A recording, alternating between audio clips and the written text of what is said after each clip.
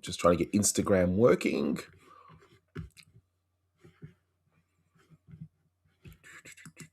Go live. And there we go. Perfect. Should be on Instagram as well. Sweet. Now we're just waiting for our boy Manny. He loves being fashionably late. So while we wait for him, any questions? And also on the channel just an hour ago, a new video just premiered. It's about one of the most infamous Mickey Mouse clones, Milton Mouse, and so I cover all of them. Take a look at each one by one. Nothing too in depth like my regular reviews, but still, it's something. There's some interesting stuff in there, and shout out to my good friend Blue Genocide. He did the editing for me on that one, and it seems like that was a topic that he actually suggested I do, and well, that's the end result. So I hope you guys give that one a go because I'm definitely proud of that. Okay, let's have a look. Hopefully you guys on Instagram can see me as well. That's good. All right.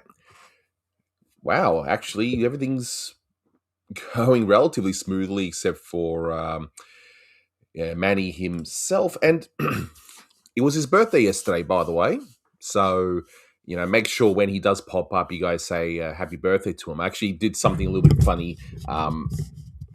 Nearly dropped my mic. I actually did something funny for him, which I'll show. And, we'll have some fun with that. So let's look at some of these comments here. Going to be talking about tying onions to belt. Well, we always talk about tying onions to belts. What are you talking about? Of course we always do.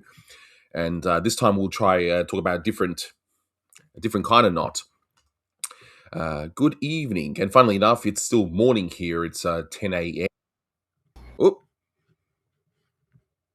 let's put him on.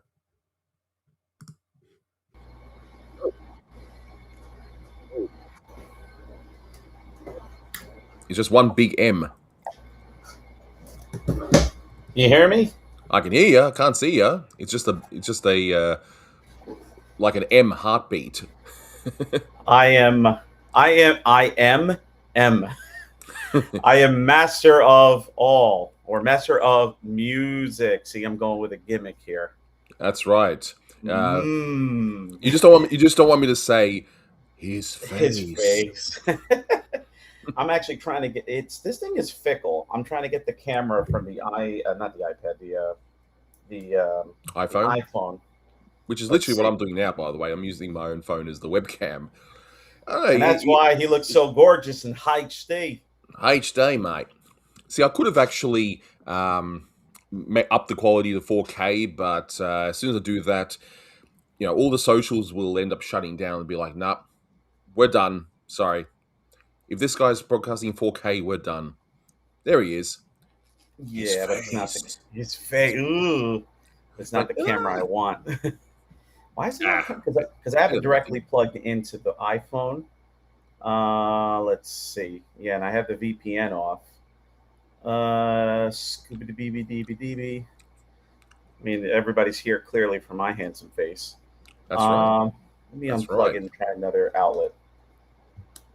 Let's see. Charging. Okay, that's a good sign. Because I should have that stand-in of that dog, who's pulled the plug out. The whole technical difficulties from The Simpsons. That's probably that one's probably my favorite. Just this innocent little puppy. Just good thing the puppy didn't get electrocuted. That was my first thought. The little production music. Yeah. Alf Clausen, may he rest in peace with all that. Indeed, yeah. Amazing production music he did. If you really want to know Alf Clausen's more amazing work, just watch the show Moonlighting. He does amazing work on that show, and they cross so many genres. It's like it's a trip. Like Moonlighting is a great show. I finally watched them all, and it's definitely worthwhile. Just gonna look at some of these comments here, because Manny, like a good friend Camden. So if you see Comic Spees in the comments, guys, that's Camden, one of my collaborators. Um, an all-round swell guy.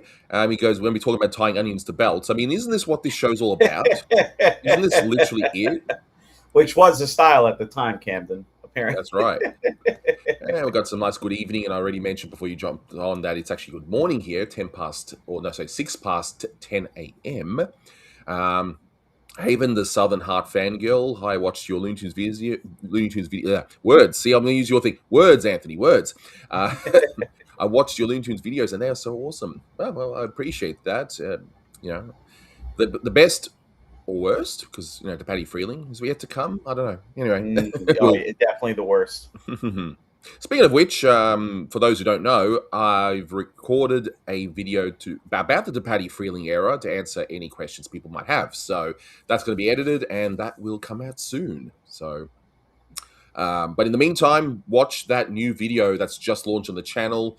The where it's about Milton Mouse, and that's one of the most notorious knockoff. I mean, at least with Warner Brothers, like with the harmonizing studio, anyway, they did Foxy and then Piggy. They're blatant too, but they're nowhere near as blatant as Milton. Nowhere near. It's close. You know Milton Mouse, right? That's like Ricky Yeah. Rouse and Monald Buck. Well, or of course, Milton Mouse is good friends with Dinner Dog. Dinner Dog. So here's one question. I've always wanted to know, how did you get and find and get connected to Manny and the other contributors to the channel? And then you just lift up 2 bags of money just to Oh, my laundry. It your is done. laundry. Yes. Honestly, all of this is one big happy accident. When I started this YouTube journey, I was just solo. I never really planned. Like, I like to go with the flow with things. I like to, and it just sort of evolved into having all these people coming along for the ride. Obviously yourself, Manny, and Matt Hunter. So so it's nice to know a bona fide Texan. That's really awesome. But we got Camden. He's in Alabama, and just amazing. Just, and hey, I love it. Of course, Blue Genocide is a Canadian, eh? It's all this about. Watching hockey and eating maple bacon, eh? And Tim Hortons. I don't know. It's awful, I know. But and I know that Camden will rip me on the really poor Canadian accent right there. Fair enough. Let's see. Well, especially as you live in Australia, see, that's the thing. The time zone differences. I typically have to do these things in the morning, and I wake up in the morning, so I don't sleep in that much. My sleep in is like 7:30 these days. Let's see. I'll be honest, I sort of miss your old thumbnails and titles for the reviews. Yeah, with that, I had to change them because too many people are getting the wrong ideas of the videos. You got the 2 problems here, okay? These hands. 2 problems. Yep. One, you got people looking for the cartoons that will not be on YouTube unless someone sneaks them in, but then they'll get banned anyway. They'll see my video, get the wrong idea, then get pissed off. All right, and that's I don't want to mislead people, okay? But unfortunately people are getting the wrong idea because some people also don't know how to read. And the other thing as well, on the flip side, is you got people who might be genuinely interested in the reviews. They're not interested in necessarily watching the cartoon on YouTube. They might be going, oh, I actually want to learn more about this, but they're not getting the right idea. So it's actually 2 reasons. But I'm actually happy with the new thumbnails. I really am. I have to sort of alter them here and there. So, yeah. And that Manny guy is really really cool. I wonder who that guy is. Oh, it's a guy I paid to say that.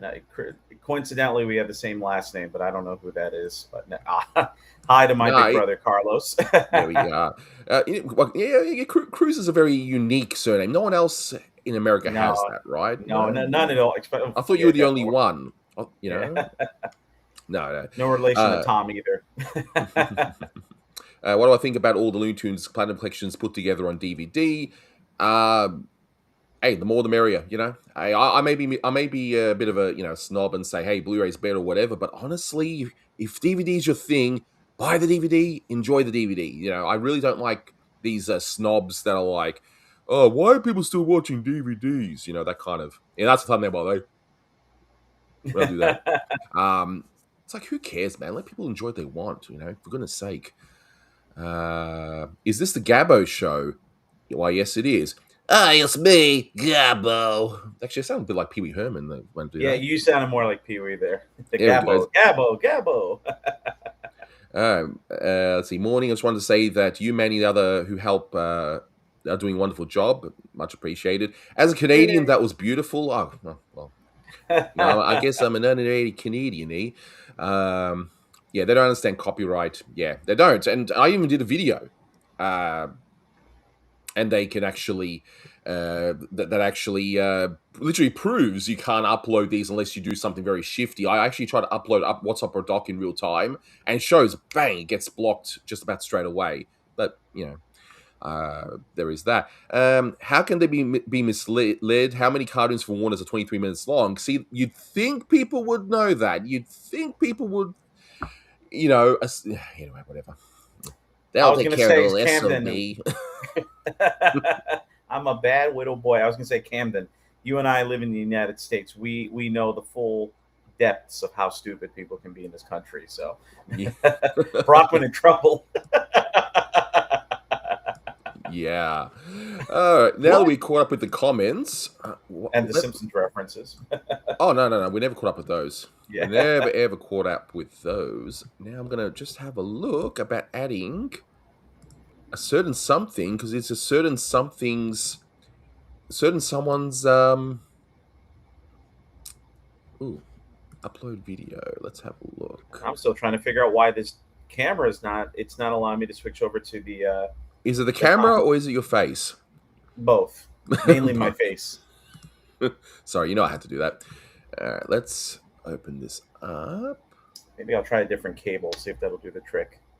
Because Cable this or cable. Bishop? Ah, it's my X-Men reference. Ah. What? By the way, real quick, I haven't seen it, but I've heard nothing but good things about X-Men '97. Have you seen it? No, I haven't had a chance. Okay. I really have not had a chance. And yes, guys, we will talk about early Porky, but I just had to get something completely out of the way first. I'm just wondering if is this going to work? Is this going to work? It's gonna wipe. Okay, here we go. Here we go. All right. Oh wow. All right, Warner Manny. Communications. That's going back a bit. Yep. Actually grew up with this. Like on some of the VHSs I had, this was actually the start of it because Bugs's 50th birthday was 1990, so this stems from 1990. But Mm. you'll see what it's going to be. Right, Oh ready? boy. All right, here we go. Okay, fellas, take it. Happy birthday to you. Happy birthday to you. Oh no. The Emmanuel Cruz. Why did I do that? Uni tenor. Happy birthday to you. And now, I'm... There you go. I was gonna say Happy Elmer's birthday. nose being like. I was like, that's how I. Uh, So for a little context, Anthony's like, yeah, just send me a clip of yourself speaking very monotonely, and I'm like, okay, sure. I sent it, and of course, say, let me look as ridiculous as possible. A, thank you, and B, how dare you? Indeed. I've actually never seen. Well, that's from what VHS is that from? I had the Roadrunner. It was like 7 or 8 Roadrunner shorts all in a row kind of thing. It was on a VHS tape, and it was an official one. You know, because I know we always talk about the public domain stuff. You know, shout out to one of our previous streams. But Manny, shouldn't you have a better setup with all the money Anthony pays us? You know, I pay with love. Money, Hey. what's that? Money, you know, I have 3 kids and no money. Well, 2 kids, you know, one's hidden away somewhere. You know, let's have I got 0 kids and 0 money. wow, but lots of toys, lots of stuff. Yes. Did you get anything for your birthday? Come on. Headaches. No. I had dinner yesterday with I had a nice dinner with my mom and a friend of mine. And anything else? I mean, when it comes to gifts, I'm the kind of guy that's just like, you know, I guess if you want to give me a gift, pay my bills. But you know, usually if I want something, I'll get it myself. But you know, just honestly, I'm that kind of guy. I know it sounds corny and cliche, but it's just like well wishes and good thoughts, that's, to me, that's what counts the most, and my bills paid. But Bills, Bills, bills. Bill. Who's Bill? Hello, Bill. You know, uh, but I'm. Oh yeah, happy birthday. Go to hell, you old bastard. Yep. Gee, I think they like us. I my If the both Rolling Stones killed, but sir, I they got aren't. that. Do as I say. Do as My I say. brother and my an old coworker of mine, that he's another big Simpsons fan. They both sent me that. So we all know that Manny works for Anthony. Yes, I'm actually the mastermind of this channel. I'm the Palpatine to his Vader. So Ooh, Star Wars reference. Or you're the Krang to the bodysuit. uh, You well, know, I mean, if you what go, is that big body thing that's called a Krang is in? You know, he's in the middle of the belly. it's just literally the android body, because I There's no mean, name to well, it. not just literally the android body, because Krang was based off of the race of aliens called the Utroms in the comics, and the Utroms were the ones that created the ooze, and they were peaceful aliens. And then when they made the original show, they're like, instead of a race, let's just pick one, make him evil. And yeah, the android body is just the robotic Evil. body. Evil. I mean, if you go from seasons 2 and beyond, Krang is pretty much telling Shredder what to do. So Krang is like Palpatine, and Shredder is Vader. But now, everybody considers the Shredder the main Turtles villain. I mean, he's the first in the franchise. He was in the first comic book, but yeah. So I guess I look like Krang. I'm pink and squishy.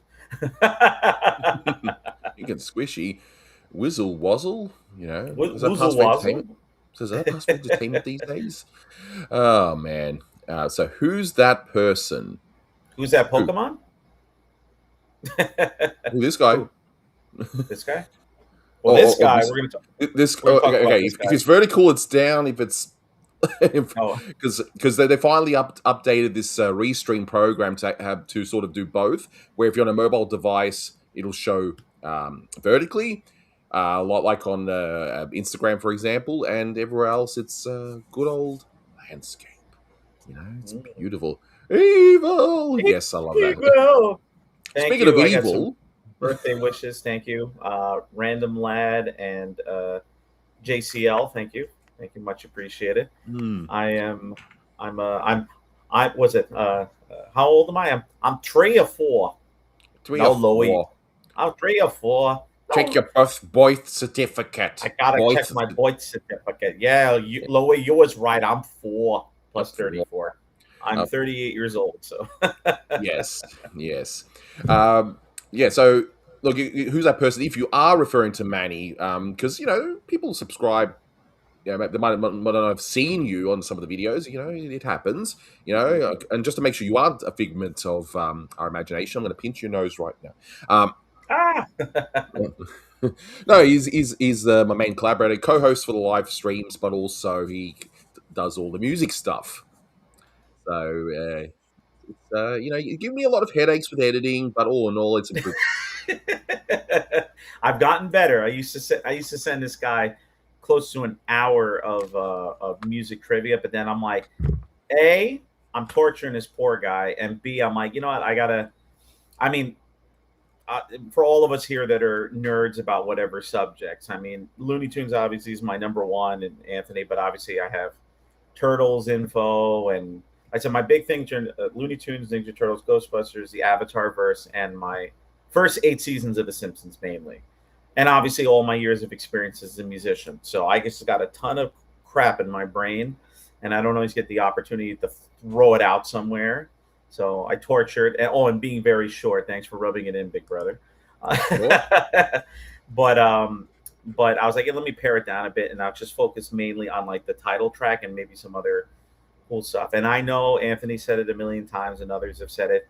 I do want to do my own stuff on my channel. So in the meantime, please subscribe, and hopefully, or if you guys have any ideas, you can always send me an email, leave me a comment on my social medias about maybe there's something, because I have my own ideas, but maybe there are particular things that you want me to talk about. If it's music related, or if it's something related to, I guess, I guess pop culture stuff, but mainly the stuff that I'm into. And there's other things like I am a fan of professional wrestling as well, and I've recently really gotten back into Pokemon. So happy 30 years of Pokemon. I've been playing the games again, and in case you're curious, Bulbasaur has been my favorite since day one. So Yeah, I'm too scared to get back into Pokemon. I stopped around the Black and White generation, and right now they got like 1,000 of them. Like, nah. If I Mhm. was to ever replay them, I just do the story, get my favorites, get the legendaries, but that's it. I don't really feel the need to collect. I don't want to catch them all. The subliminal messaging of the '90s has worn off. I don't need to catch them all. They said you have to. They said you got to catch them all, but that doesn't mean you have to. I've learned that. When you turn 40, you realize things. That you don't have to catch them all. Oh, so because I do like I actually so I played the games. I mean, I started playing Pokemon when I was 11, and like I said, I'm 38 now. I didn't play I started playing up until the seventh generation, which is Sun and Moon, but I barely played it. But now I'm starting the game again. I bought the games for the recent generations because I want to catch them all, You but the do. newer games don't allow you to do it. But there's an app now called Pokemon Home that allows you to import all your Pokemon in. So for me, that scratches my itch of completing the Pokedex because in one of the older games, I did complete it in Generation 6, and there's 1,000. And according to my Pokedex, I have 722. So for me, it's like I just need 300 more. Well, And there you yes, go. thank you. I agree. Nerd. I'm clearly not a jock. I am a nerd, unlike Homer. It's like, Manny, where's your Manny music time segment? I need to edit this video. I'll be there soon. And just trying to Yeah, catch a. me. Literally before, well, I actually didn't even get to finish my. I made a shake for dinner and I didn't even finish it yet. I was like, oh crap, I gotta run upstairs. But I was playing a little bit earlier Pokemon Arceus. It's really like I'm not a Zelda fan, but a lot of people say like that game is like Breath of the Wild but Pokemon style, and I'm enjoying it so far. But I've never got into Zelda. I know that's sacrilegious, and I know Zelda turns 40 this year, but and wrestling died in 2001 according to Cruiser Law. At WrestleMania 17 when Austin beat The Rock for the championship. We have some subliminal messaging in this. Was it Nivan Ted Nieva, Nioj? Niaj. I haven't seen that episode in my Join goodness the Navy. in such a That, long that, time. that, that's got one of the best, funniest twists where it's like LT Smash, but it's actually Lieutenant Smash. That's right. Oh I'm Lieutenant yeah. LT Smash. That was good. You can say what you want about the later seasons, but there's good stuff. There is. And that's one of them. Oh, I forgot about this. Thank you, Camden. I'm 1 year away from your Jack Benny year. So yeah, I'll be 39 next year. So and I'll be 39 for the rest of my life. And I'll poorly play the violin while I'm at it. Yeah.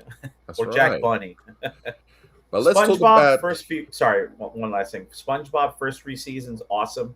Haven't watched after that. Before the movie, pretty much. I think for some people, the more hardcore fans, they'll just watch the first few seasons of the movie and that's it. Like, that's for Yeah. them the one complete package. But your boy Porky, because My it's funny, boy like Porky. we set the stream to say about Porky, and yet we're talking about SpongeBob and birthday messages and all that stuff. Very When are they going to get to the fireworks factory? exactly, exactly. But you're wearing the hat. I did notice your boy Indeed. Porky. I was gonna say your boy Porky My because boy Porky. From now on, it's always going to be your boy Porky. that's right. First of all, before we get into the early, we're just going to look at the first few entries, and we're not even in depth. Just hey, have we seen them? Just have a bit of fun with it. Because of the nature of copyright, I don't know. I might just put up maybe lobby cards or something if I otherwise we'll just chat about it because it's kind of fickle. But first of all, why is Porky your favorite character, and which version of Porky was the one you started with, that got you to, I guess, enjoy the character so much? That's a good question. So, I mean, the cliche answer, for a lot of people, your favorite Looney Tune character is Bugs Bunny. Everybody feel Bugs Bunny, and obviously, I love. Bugs Bunny's my second favorite Looney Tune character. Obviously, he's the most famous Looney Tune, all that.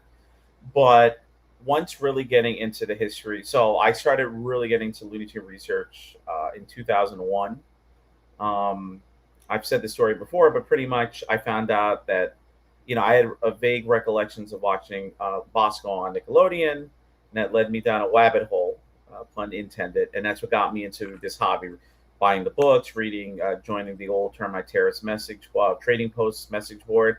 Shout out to Matt Hunter, who I met on there. But when I look back to my early days, because most of the Looney Tunes that I watched growing up were on Nickelodeon, as I've said a million times. Looney Tunes on Nickelodeon, which was on from 1988, the year I was born, until 1999. And coincidentally, the show, Looney Tunes on Nickelodeon started and ended on the same day, September 11th, 88 to September 11th, 99. And unfortunately, 2 years after that. But, that date's going to be burned in infamy. But probably the cartoons, for some reason, whatever it was, the ones that I enjoyed watching the most on Looney Tunes were the Porky Pig shorts. And now as an adult, I know it was mainly the Bob Clampett shorts, some of the Tashlin ones. Like I've said a million times, the Case of the Stuttering Pig is one of my favorite. It's my top 10 favorite Warner Brothers shorts, and I saw that one a lot on Nickelodeon. I recently completed the commentary for Fish Tales, which is a weird freaking short, but I saw that We did that one together. We did that one Yeah. together, actually. Yeah, the redos, I couldn't tackle it. I was like, join me, please, Manny. This one's this one's awful. That one it's a guilty pleasure of mine, but mainly because I saw it as as a kid. The Timid Torador is another one I saw often on Nickelodeon. That's Norman McCabe and Clampett, and just as a bunch of other ones. And then I don't really remember seeing the redrawn colorized ones, but I do remember the computer colorizations. And even as a kid, noticing like 1990, 1992, 1995 in the bottom. And as the years have gone on, I mean, yeah, obviously Porky's star unfortunately dimmed early on because he was huge in the late 30s and 40s. And then he got eclipsed by Daffy, he got eclipsed by Bugs and all these other characters. And looking into the history, and especially now as an adult, and like seeing, especially merchandise wise, everything is Taz and Tweety and Sylvester and Bugs and Daffy and whatever. And I get that. But for me, Porky, and I guess it's just my like of certain characters in general, Porky comes across as the underdog, as the straight man, as the mild mannered character. And I'm thinking of other things, like my favorite Dragon Ball character is Krillin, the underdog. Sidekicks or like second players or whatever, like Sonic. My favorite character is Tails. My favorite character in Mario is Luigi. The second banana, the whatever, not the main character. And for some reason, I've always gravitated towards it. And in the case of Porky, he's been he's literally the oldest of the main Looney Tune characters, not including Buddy and Bosco and Beans or whatever. But he doesn't get, I feel, the recognition. Beans and Pork, the best meat's in the rump. And I feel that he doesn't always get the recognition that he deserves. And yeah, some of the shorts, by the late 30s, it's unfortunate that Clampett or Tashin hated working with Porky, but like they kind of felt like we really couldn't do much with him. But luckily, guys like Clampett still made some great Porky shorts in the 40s. Kitty Cornered and the Great, actually no, Great Piggy Bank Robbery was a cameo, but like Kitty Cornered is a great one. Unfortunately, Clampett and especially Chuck Jones retooled Porky to be the not comedy relief, but the straight man to Daffy's insanity. And I've always said a million times that my personal favorite Looney Tune pairings has always been Porky and Daffy. Like, that's my favorite pairing, Porky and Daffy. Because ever since I was a kid, I loved watching Porky shorts, but especially Porky and Daffy shorts, the Clampett stuff, the stuff that McKimson did with, I forgot the name of, like, Thumb Fun and Boobs in the Woods, and what make Daffy Duck Slept Here, ones like that. They're such a great comedy team, and maybe this might be a little bit of hyperbole, but like the Porky and Daffy dynamic to me is similar to like Abbott and Costello. It's similar to Laurel and Hardy. That comedic pairing. Like everybody, now talks about Daffy and Bugs, but that's Daffy when he became more antagonistic, whereas Daffy back, prior to Jones retooling him, he was still like not the antagonist. Well, technically, antagonist means like the opposing force, but like he just was there to bust chops, not just be like the a real jerk. And not saying I don't dislike the Jones shorts or the Jones Daffy. Like obviously the Hunters trilogy is great, and the other stuff that came out. Showbiz Bugs from Freeling is a phenomenal short. But yeah, you like side. Yeah, my brother just said I kind of like the side characters. I don't always gravitate towards the main character of a particular franchise. It's yeah. The thing about Porky is in the very beginning they really didn't know what exactly to do. I mean, let's not kid ourselves. What stood out about the character originally in the first short is I haven't got a hat, where it was like in a stable of characters, like in a Our Gang type scenario. We had Ham and X in there, and of course Porky and Beans. Haha. I'm sure there's a gag there somewhere, right?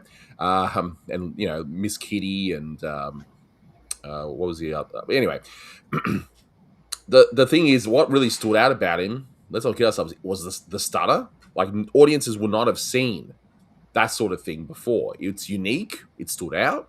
And of course, in the very beginning, they used a real life stutterer, which caused a lot of problems when recording, when trying to get him to, because he couldn't control his stutter. Uh, but I haven't got a hat's just an interesting short. I mean, is it a good short? I don't. I don't know. It's Well, there's a comment that I just read from Real Random Lad, and I 100% agree with what was said. Porky's not the funniest character, but he's definitely the most. I would say, Random Lad. I would say Porky and Sylvester are the two most versatile Looney Tune characters.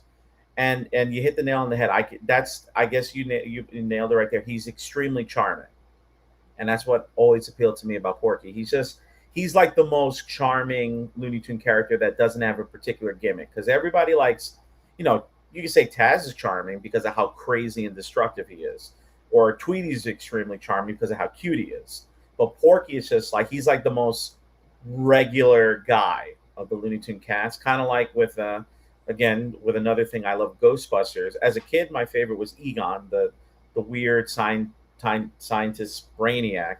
But as an adult, more and more I've gravitated towards Winston because he's the most normal of the four Ghostbusters, and in my opinion, definitely the least appreciated. But fortunately, in the two most recent films, they've given Ernie Hudson and Winston Zeddemore, the character, more respect in the franchise. Because I'm that kind of guy. If I see merchandise of the Ghostbusters and it's missing Winston, aka or Ernie Hudson, I don't buy it. It's like, to me, the Ghostbusters have always been a quartet. You know. And I'm going to actually meet him. He's coming down to Melbourne very Ooh, soon, next month. So very yeah. nice guy. Very very nice guy. But I might actually get him to sign something else. Probably the Crow. He was in that one. Ooh. Or what So about Dragon Ball Evolution? Ah. of course, I'll get him and the I'll get a few of the Dragon Ball actors to sign that one, even though they got nothing to do with it. Just and I'll send it to you. It'll be the Sean Connery signed by Roger Moore thing in your collection. I would think, but yeah, Porky in the start. So I haven't got a hat. But the studio hedged their bets on Beans, and we all know how that turned out. Beans is an amazing character, right?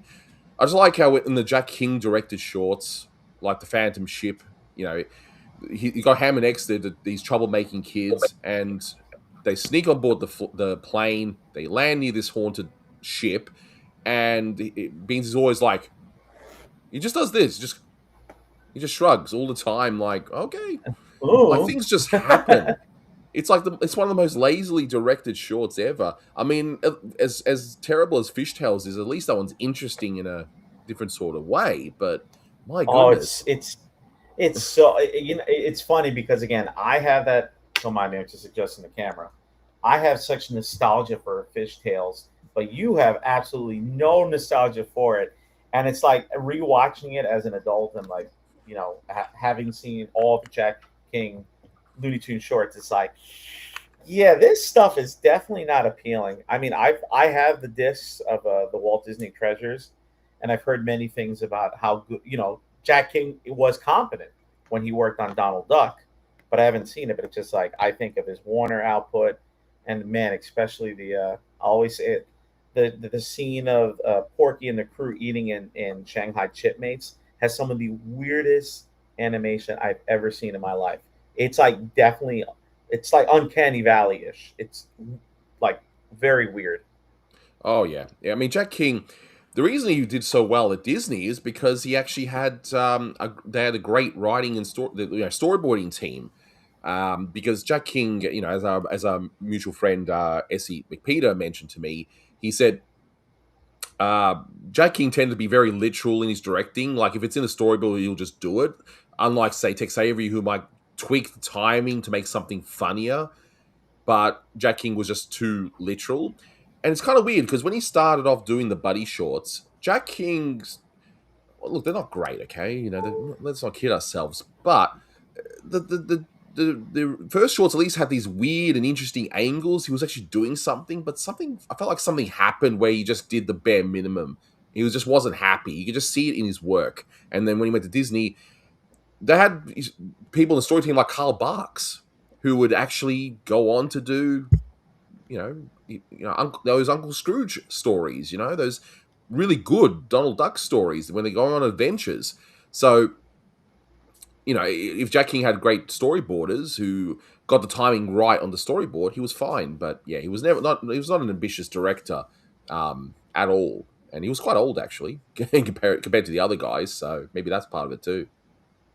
Kind of like Hardaway, because Hardaway was, yeah, he was. I think he was already pushing 40 when he was working at Termite Terrace, and the other guys were like in their early 30s ish, something like that. Some in their 20s. If he did Buddy's Bearcats, you'd be listening to a different tune. Well, that's Jack King's first short. That's literally his first short. And when you watch it, again, objectively, it's not great. Okay, and the problem is, of course, Buddy. He's just not interesting. But again, I'll tell people again the story. I'll be very brief about it. Why I keep on referring to Buddy's Bearcats in these reviews. It's like an ongoing joke. Okay, when I was doing the original commentaries, I was watching everything in order. Buddy's Bearcats really did feel like a breath of fresh air because of all those weird angles. It actually had some energy to it.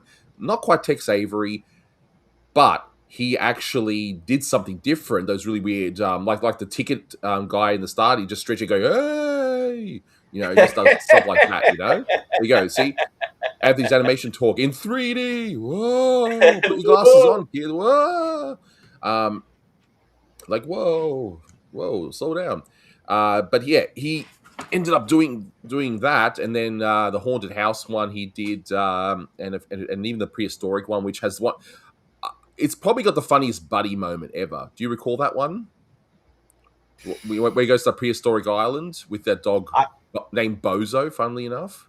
I've seen everybody short, but the only ones I could literally think off the top of my head is probably Buddy's Day Out, Buddy's Beer Garden, Buddy's Bearcats, and I think there was the other one was that I thought was decent was it Buddy the Detective with like the scary house and whatnot? Yeah, the detective. Yeah, that's the second one. Yeah, that was the one. Yeah, where it had some interesting stuff. The dun dun dun. Yeah, he's playing the organ or something like that. That's the only one I really remember. That was very moody. I mean, it was dumb, but it was very moody at least. At least it was. I'd like to see that one restored. That one would look really good restored. In fact, any of them would. But no, the prehistoric island one, and I know, guys, we're supposed to be talking about Porky. We will get back to him in a sec. But it has the funniest opening where you got these people at the dock, and you got Buddy in the most stupidest handmade expedition boat. Clearly handmade. Everything's just patched together. It's him and his dog.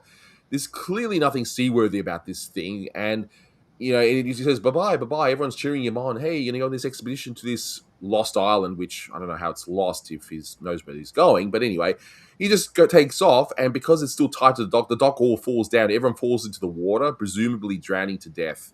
So, I mean, the short's terrible, but that one opening moment was so unintentionally funny. It was awful, but it was so good. But, all right, back to Paul.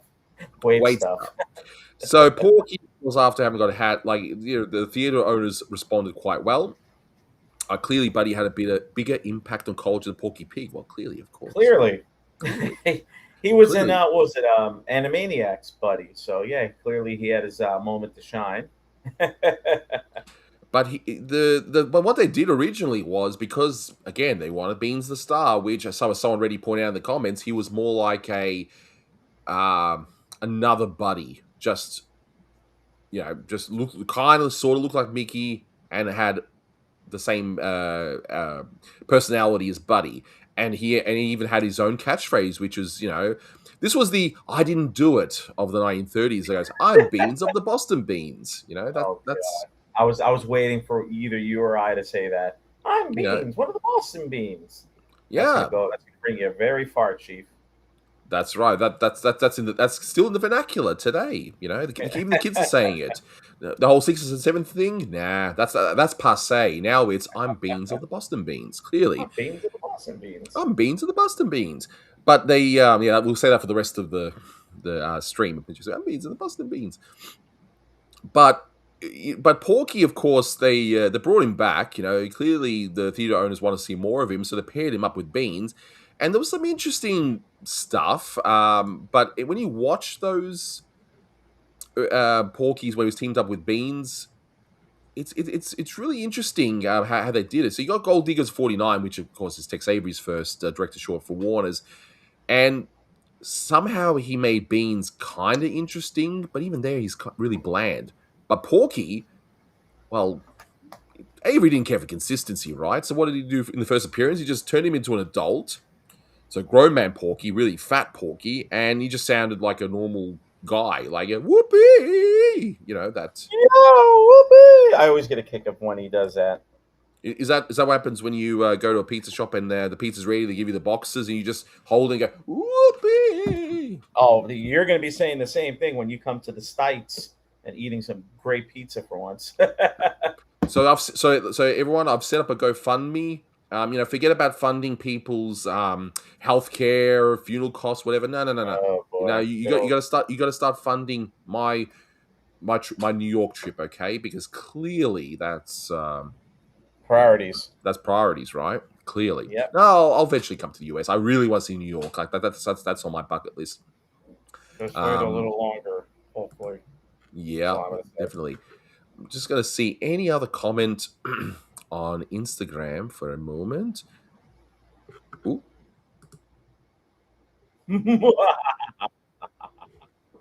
Oh, somehow you were trying to come back on. It's like a Manny's disappeared. No, come back, Manny. Come back. There you are. Now I can't hear you. Now we can't hear you. I can't hear you. Let's have a look. What's going on? We had it perfect. We had it perfect. Microphone. Hold on. I might be able to see something. Is it Scarlet 212? Try now. No. It ain't working. What have you done? What have you done? You figured it out? No. How about now? Can you hear me now? There we are. I can hear you, know now. What it is? I switched the as you can see, I'm in high stay now, mate. Yeah, well, okay, now it's His blinking. face. So his face. By the way, speaking of his face, Secret of the Ooze, TMNT2 coming to theaters in about a day and a half. So re-release for 35th anniversary. In case you're wondering where that reference is from. So what is this? What is this? A silent movie? Yeah. Oh yeah. Clearly. But no, you guys are right here. Tex didn't make Beans funny. He put funny characters around him to compensate for. I know you're supposed to write compensate for his blandness, and that's true. That's true. But even then, Beans was still funnier in that short than anywhere else, and that's saying something. Even though he didn't really do much, he just had to do that tiny little bit, and that was it. But no, Porky was the star of that one. The whole whoopee. Yeah, whoopee. I love when he does that. I always get a kick out of that. Don't mind me. I'm just gonna It's switch the audio again. Sorry. switching the audio again. Yeah. Always How about switching. now? Yeah. I can Can still hear you you. hear me now? Yes, I can hear you now. Yeah. Unfortunately.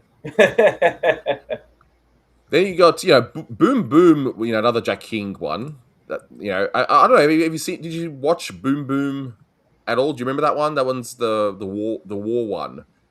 The whole trope of making war funny. Can you hear me fine? First off. I can hear you fine. Okay. Yeah, it's okay. Stupid tech issues. But anyway, yeah, that one I did see. Boom Boom. That one, see, that's one of the more. Is it? I mean, it's a Porky short, but would you call that a Bean short as well, or just strictly Porky? It's more Beans. But Porky definitely steals the show. Like he's a prominent like side character, and it's so weird that Porky started more or less as a side character, like a sidekick to Beans, the main star, but then later on he would become the main star, and Daffy would be the sidekick kind of thing, and the dynamic will totally change. So it's very interesting. It's a circle of life, or cartoons. Cartoon, it's like Stream now flagged for copyright, because you sung a Disney. Disney's Yeah. coming after me.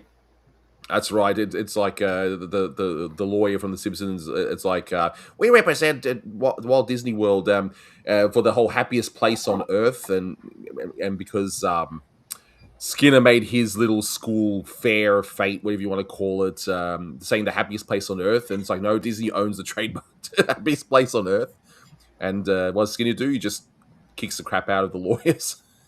What was it? Copyright expired, or the Copyright. trademark expired, something like that. Oh man! And again, Beans being a brat was only utilized in his debut short. Yeah, more or less. Yeah, and he and it's so weird that I haven't got a hat. You got the characters being certain ways, and yet for some of them, once they transition to normal shorts, they just stay the same. I mean, Oliver L stayed pretty much the same. He was only in a few shorts, and then he ended up being a comic book star, and it was Henry Hawk's friend. So, Oh, I did not know that. It's like that's my lunch. Yeah, Gold Diggers 49. I mean, we would watch that and be like, okay, yeah, Tex improves a lot after that, like with speed, timing, and whatever. But man, aside from a few unfortunate stereotypes, that short's hilarious. I think it's great. So much energy to it. And also, that has an original cue that I love. The wah wah wah wah wah wah wah wah wah wah wah wah wah in Gold Diggers. That's one of my favorite Norman Spencer originals. Oh, that one's a great one. Just so much energy compared to what had come out just before then. It was really great. With Boom Boom, by the way, guys, that one's in the public domain. That is the earliest Porky Pig in the public domain, so you can definitely check it out. And it's been restored too. And say what you want about it, it actually looks really nice restored. But the thing about Boom Boom is just the ending. Like it's just the whole thing is just so ridiculous. Like at the very end, the general that they're rescuing and Porky Beans are all in the same hospital bed, and like they all look like they're clearly drugged out of their mind, just laying there. It's like it's such a bizarre ending. They just got a ton of opium and says, "Let's go to town, boys." Yeah, that's awful. Doesn't Clean Pastures also have stereotypes like Gold Diggers? Well, yeah, but they do. Pastures. But it's like, here is Gold Diggers, here's Clean Pastures. I mean, you have the brief scene of the Asian stereotypes, and then the gag of them turning into a parody of Amos and Andy in blackface, as opposed to a short where you literally cannot censor around anything. Yeah, that's the big difference. Although they did try with Africa Squeaks, that one's just the funniest thing that it's like, why bother? Why did you bother with that? And it's on point with Porky as well, so there's that. But Indeed. Yeah, with Gold Diggers 49, yeah, you can definitely cut out those bits, and that's that. Like it still works as a cartoon. You're not really missing too much. You just want to show off your hat, didn't you? Just like Indeed. I was actually talking to a good friend of mine. I don't know if he's watching it, but Joey, if you're listening, how you doing? Yeah, Joey, as Hey, well as Joe, my Joe, brother. Joe. Oh, Joey, Joe Junior Shabadoo. That's the worst name I've ever heard. Yeah, sorry, I'm just futzing around with this camera. But speaking of the hat, because I do have a hat. Unfortunately, it's not a Oh, habit. Oh, give Porky's me. first short. Oh, I tip He's my bold. hat to you, and I do just that because I do have Yes, a hat. yes, McNugget. But He is bold. but this hat, as you can see, keep seeing hat. Keep saying hat. This is from New Era, and like my friend Joey and my brother as well, and we like wearing New Era hats. And I was saying that it's a shame I only bought one of these because these are sold out. I went to the New Era website again, and they still have some Looney Tune hats. They have a Bugs Bunny one that I still haven't gotten. That I need to get ASAP because it's my hat size and it's the last one they have. And yeah, like it going like what I was saying before. We almost never have any Porky Pig merchandise, and I like this one in particular. And there was another point to the story that I forgot, but of course, say it with me. What's the point of this story? I like stories because I There we forget what are. I'm saying halfway through. He is bald. Yes, spoilers. I've been bald for 12 years. Do you like Porky so much because he's also bold? The secret's well, out, folks. okay. So I will admit to a secret. I also liked Porky when I got older because he has the same birth month as me. I was to say bald, but yeah, like when I started doing research, I found out I Haven't Got a Hat was released March 2nd, 1935.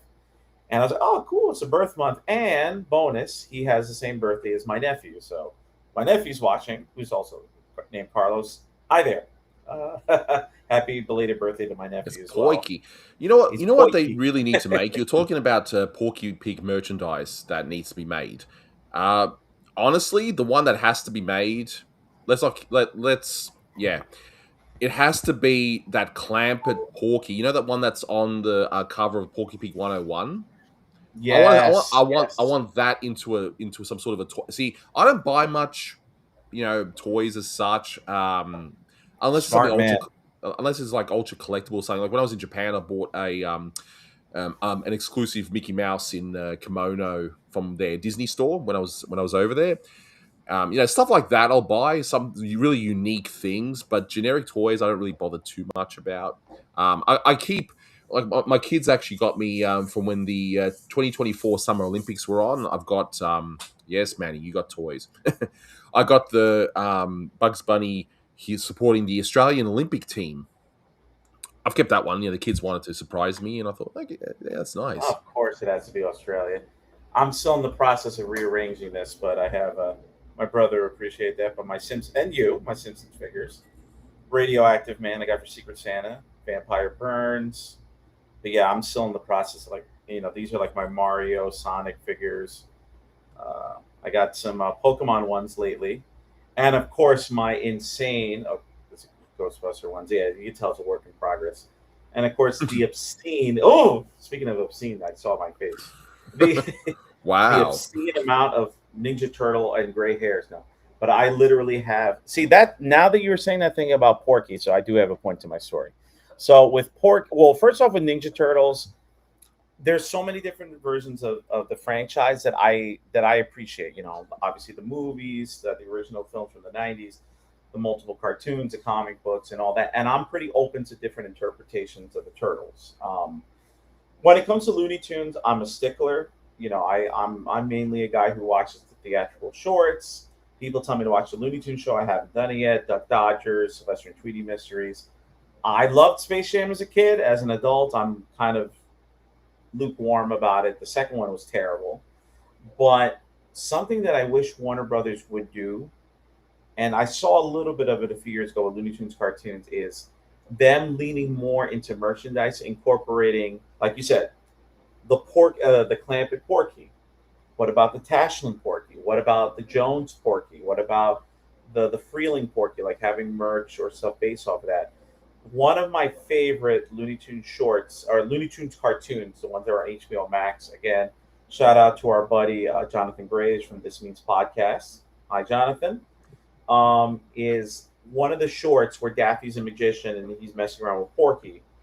and he puts him underneath the blanket. And every time he pulls the blanket off of Porky, it's a different iteration of Porky. Have you seen that or no? Daffy Magician. Not that one, no.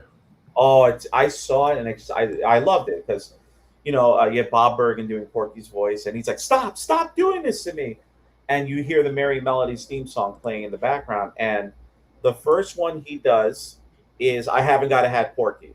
Puts a blanket on, then it's "Holy Smoke, Porky." Then he does it again, and I think it's Case of the Stuttering Pig / Porky Double Trouble. Does it again, and then it turns into I think like a Jones version of Porky from the 50s or 60s, and then the last one is Porky from Space Jam before it goes back to like Porky from Looney Tunes cartoons. And I'm like, that is just a huge like. And what they did too with the 30s era Porky's is that they actually animated him in a way that looked like film grain was added to his appearance. And I'm just like, chef's kiss. They've done their homework. Yeah, and it's just like, why don't we have a Holy Smoke version of Porky as merchandise, or late 30s, early 40s, whatever, him coming out of the drum.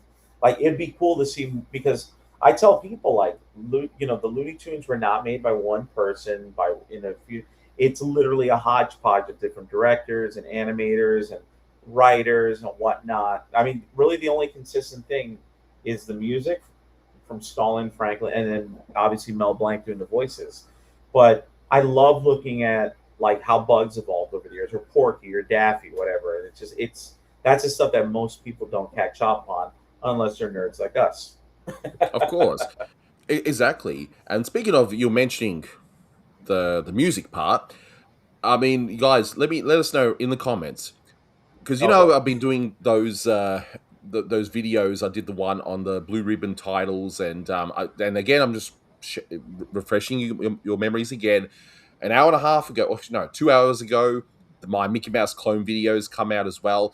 But I definitely want to do one on music, but I want you more featured on it. So should we do a video explaining the different composers, what their, I guess, flavors are, like what they're more known for? I mean, help me out here. I'm gonna do my mode. I can't do mode, but it's like, hey, help me out here.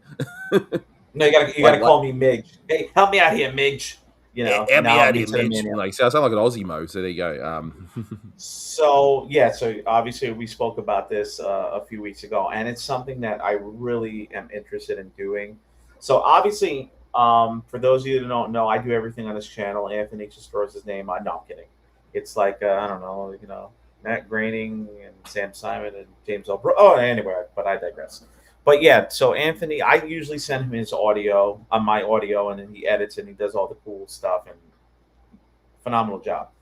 And he pitched the idea of doing, like the different eras of the main composers. So pretty much, if you want to boil it down, you got Frank Marsalis, Norman Spencer, a little bit of Bernard Brown, obviously Carl Stalling, Milt Franklin, and William Bill Lava. So those are like the main Warner Brothers composers. I mean, you have a little bit of Eugene Podeny and John Seeley with the stock cues, but let's say about those 5 or 6 guys. Marsalis, Spencer Brown, Stalling, Franklin, Lava, the main Warner Brothers music directors. And obviously, there's things that I can talk about more from a musical perspective. I mean, I'm not going to turn it into a freaking dissertation about like, oh, the atonality in the music of William Lava as opposed to the post-romantic, whatever. But like explaining, because, and help me out here, Migs, if I get this wrong, and not to gas myself up, but I think that I'm a pretty good conduit of doing it this way because A, I am a trained musician, but B, I am a Looney Tune lover of pretty much my entire life, and I'm well versed in the history of the studio.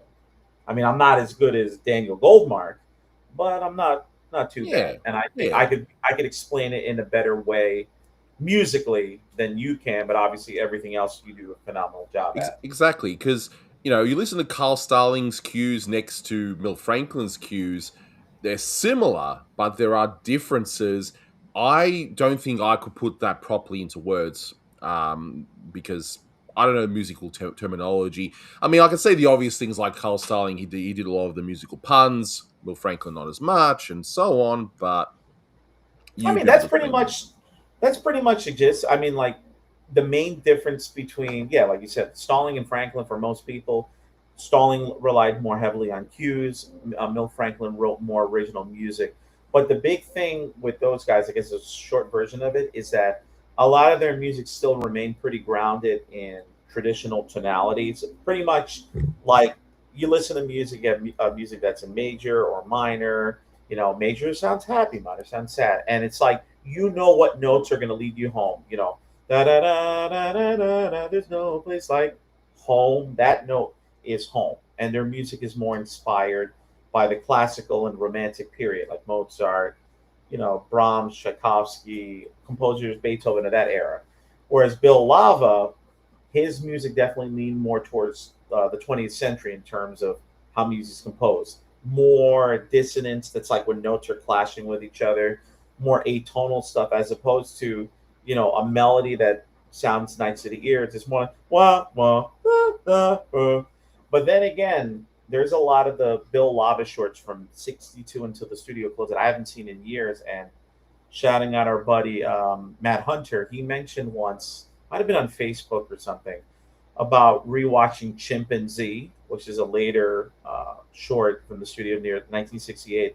And Lava was starting to incorporate rock and roll sounds like that, electric guitars and stuff like that, more of the modern, because, that's the other thing too. It's like I tell people when these, like the 60s shorts were going on, 1965, 64, 66, who was the biggest thing in music at the time? It was the Beatles.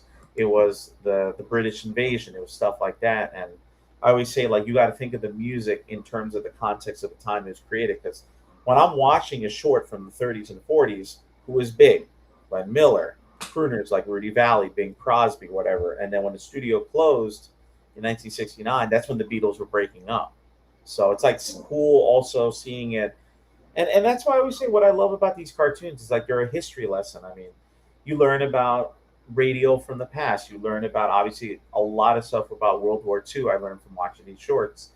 And it's weird because as a kid, I thought, oh, these cartoons were only made about 20, 30 years ago, not realizing that these cartoons now are almost hitting 100. Like the first Looney Tunes short's about to hit 100 years in 2030.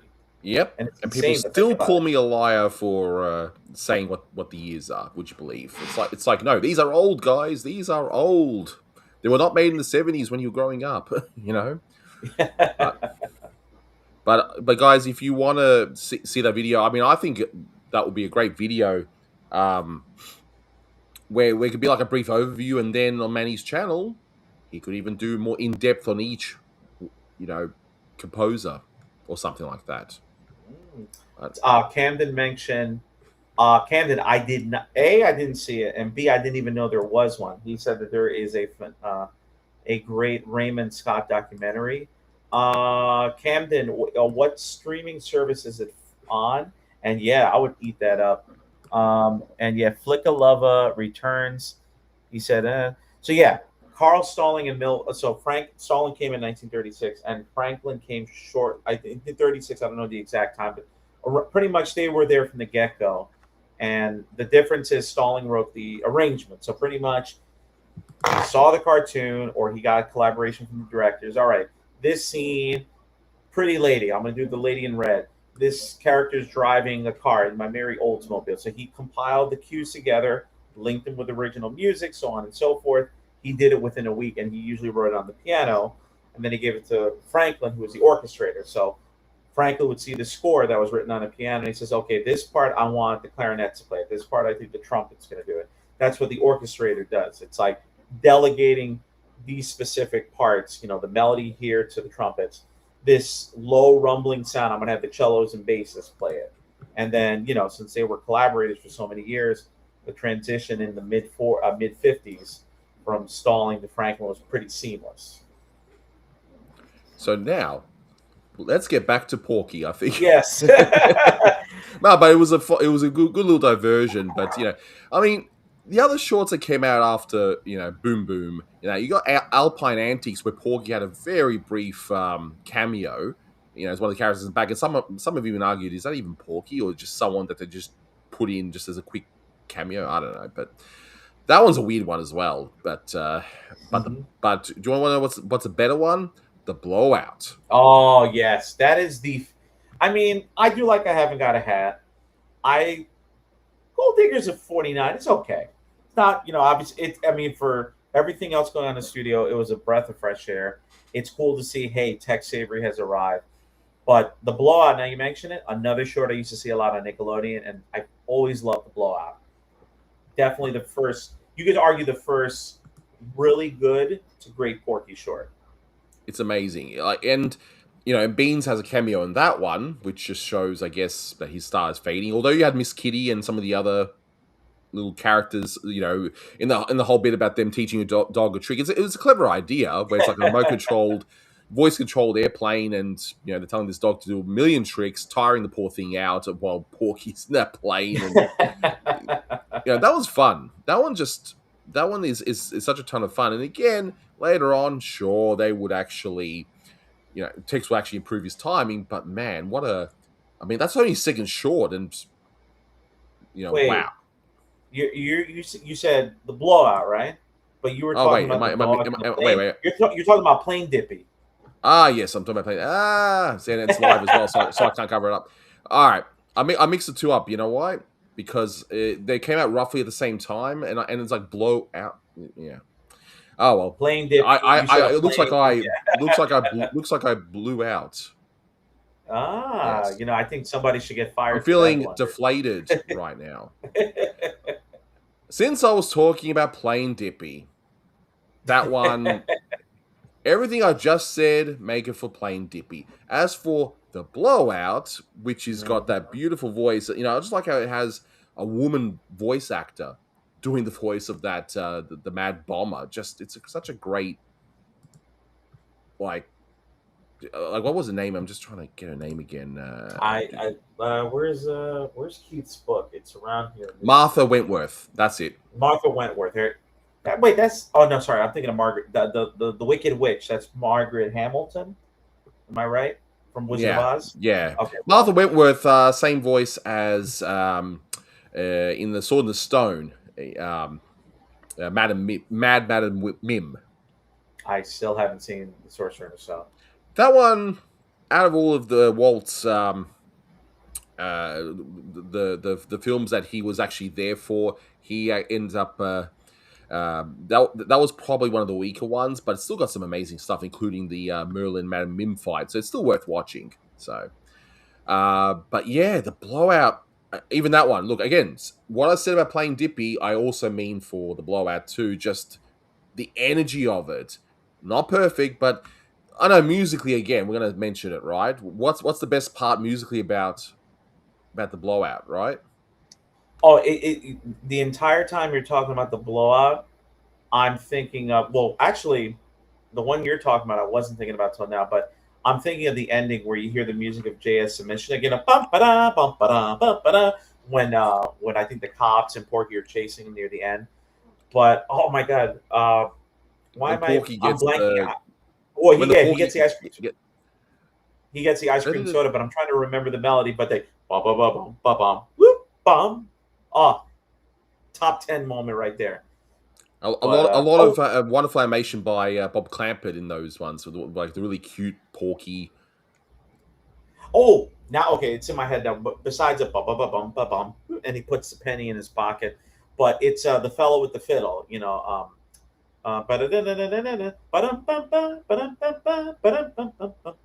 just the way that Norman Spencer orchestrated or arranged in that cartoon. I mean, obviously, there's a merry melody that came out called "The Fellow with the Fiddle," but the way that it was played there in the Blowout. So you have like this evil J.S.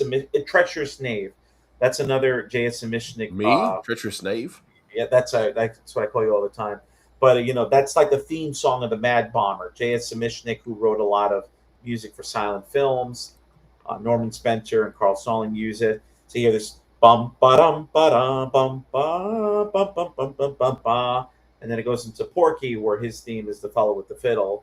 No, and even as a kid, when I was watching on Nickelodeon, I was like, "There's something about this music that I really like that contrast between, that Porky's theme and the Mad Bomber's theme. But yeah, that's definitely probably the first great Porky short right there. I think so. Yeah, that and playing Dippy. The clearly the because I didn't stuff that up, did I? Nope, not me. No, not Never, at all. not at Oh, all. so, Never. so Flick of Love wants some music yet. Oh, it's going to rehearsal. Have fun at rehearsal. Don't fall asleep in rehearsal. Not that I've ever done that before.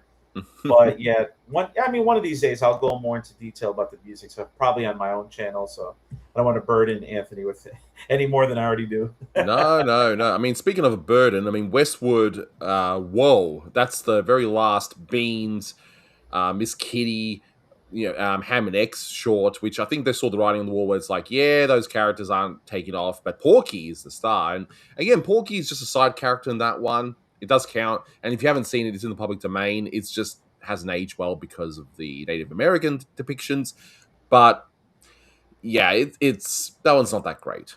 Like the timing of the gags is just all off. Again, just yeah, not great, not great. I mean, did you see Westwood World, even though the stereotypes were there? Like, was it shown for you? I never saw Westward Wool until Cartoon Network. Actually, I remember they made a.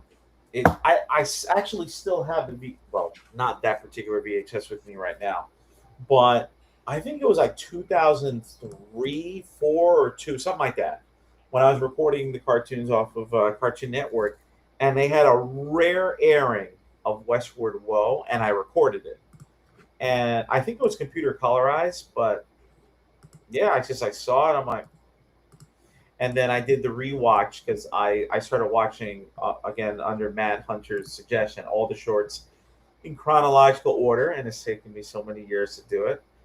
But yeah, when I saw it that one time on Cartoon Network and the other time for my rewatch, and I'm like, all right, anyway, next one. That's how I felt. Yeah, it was so much of a nothing short, just by the numbers, which is pretty much again a Jack King thing by this point. We've already touched upon play Dippy. Actually, no, we didn't. Yes, those new to the stream, I did not stuff up. I did not mix. I did not mix the blowout and playing Dippy. Nope, not My me. laundry, it is done.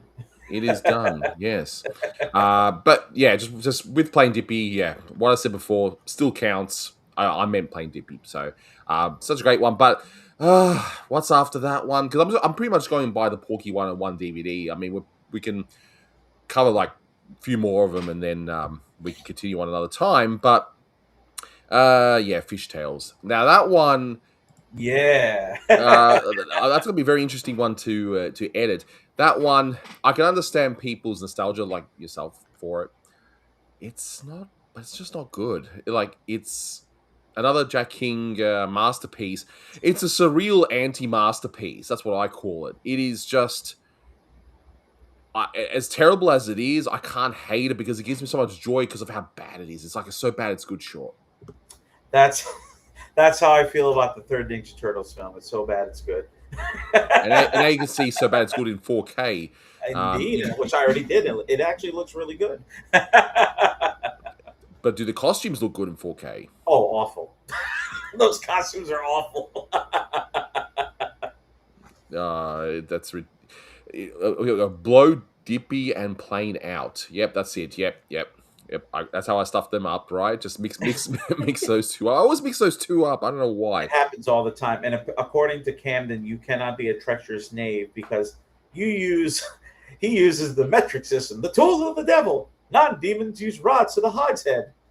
And that's how I likes it. Who do you expect, the Addams Family? Use rods to the hogshead, and that's how I likes it. Yeah, I can't look, do it's that. Don King. Sorry, the Carino opinion. Who do you expect, the Addams Family? Donatello with his one-liners. Hey, look, it's Don King. Help, I'm a turtle and I can't get. Oh my god, that film is. I'll still take that movie over the two Michael Bay ones. Those Michael Bay ones, I was irritated watching them. I saw the Third Ninja Turtle movie in the theater when it first came out. So did you and my brother, actually. I never got to see it because I was only 5, but I did have it on VHS growing up. So I got Honestly, my the only thing I remember about it is, of course, they go to Japan. But the only other thing I remember about really is that they do some kind of a dance thing in the beginning. Oh yeah, the intro with they're dancing to "Can't Stop Rocking" by ZZ Top. That song from ZZ Top, and also Tarzan Boy from Baltimore. Actually, I found out that because of the movie, that song re-entered the charts. You know, I love Tarzan Boy. That's such a good song from the '80s. Hmm. Calling fishtails surreal is an insult to surrealism. Is just another poor imitation of Disney. Yeah, I mean, clearly I'm using the word surreal with quotes. Yeah, it's terrible. Okay, I'm sure we can all agree. Fishtails feels like an early '30s Fleischer short gone wrong. Yeah, I mean, yeah. come on. It has one of the greatest line deliveries in Warner Brothers history with the father fish. Say ah. Every time I hear that line read, I just laugh. It just even when I was little, I'm just like it's so weird, but I love it. And you got Porky in the oven, but then there's like no water, so somehow the flames working. It's like, of course, Manny, say it with me. I hope somebody gets fired for that blunder. Yeah. And but I will say when the father fish is like he's scaling Porky, pretty much cutting off his sweater, that's disturbing. I'll admit. That's Oh yeah. yeah. Re- it says here, reminded me of Pluto's Judgment Day for some reason. Yeah, a short I'd rather have watched than Fishtails. Pluto's Judgment Day is amazing. I mean, it's got an unfortunate Uncle Tom reference, but aside from that, it's actually a pretty solid. Yeah, it's a pretty solid short actually. It's a bit disturbing though, but yeah, I mean, but Fishtails, oof, yeah, it's an anti masterpiece. I'm the only It guy is that's going something. to defend it. Oh, someone will defend it, but again, if you grew up with it and you got a soft spot for it, fair enough. But the other one, I think these two go hand in hand. You got Fishtails and then Shanghai Shipmates. Mm. Like they seem to complement each other. Like Shanghai Shipmates, there's one scene where the captain is making Porky scrub the deck, and he's just so aggressive to Porky, like kicking his head pushing his head to the ground and whatever. It's like Jack King hated him so much he wanted that in there. It's so mean spirited, that one. Although I like the scene in the middle where the captain's eating all the food, but then no one else is getting the food. Pass around that Yeah. phone. That Such a weird. and just I think the weirdest shot. I mean, that whole scene where they're eating with with the bone or whatever. But the thing that always I'm like, ugh, is when you have one of the characters. I think it was a dog that he takes off his hat and he just it's like he slurps it or whatever the heck he does in order to eat it, and it's just like his facial reaction. I'm like, what the heck did I just watch? But another part of me is like, who animated that? Because it looks so weird. I want, and it's not very solidly drawn. Like it's not McKimson or anything. Would you think? I mean, it's been a while since I've seen it, and unfortunately, I got to see it again soon. I got to do a redo of that one. Yippee! Yay! Yay! So Don't sound exciting. too excited. You can see the excitement in my face for having to redo that one. But one question though: would Porky have successfully continued as a character? Because look, the Jack King shorts aren't that great, but Tex Avery ones were.